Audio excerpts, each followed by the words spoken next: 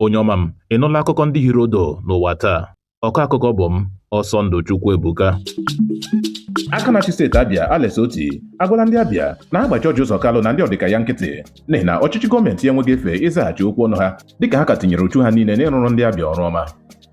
Gọọmenti steeti Edo agbachikọrọla ụlọ akwụkwọ niile dị n'Ekpoma n'ihi ọnọdụ ọgbaghara nke sitere na njegharị iwe ndị mmadụ mere banyere ọnọdụ enweghị nchekwa na ntọrọ mmadụ nke bụ chi bụ anụ ọzọ n'Ekpoma bụkwanụ nke a na-arụ aka ndị Fulani ikpe gbachigharị ehi dịka ndị nọ n'isi mpụ a. Enweela nchekwa tara ọchịchị na obi gọọmenti na Kano dịka Gọvanọ Abba Yusuf na-akwado ugbu a isite pati NNPP banye nke pati APC. Pati ADC na-ebo ebubo ugbu a na atụmatụ pati APC na-atụ bụ ime ka a ghara inwe pati ọbụla ọzọ nke ga-apụ ndụ tupu azọ ọkwa n'ime afọ 2027.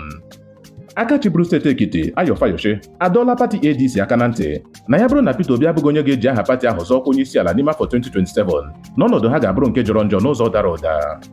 Ọ bụ na bụ akụkọ ndị ahụ hiri odo n'ụwa taa. Sonyere anyị na YouTube, Facebook nakwa WhatsApp chanel anyị na Akụkọ n'asụsụ Igbo.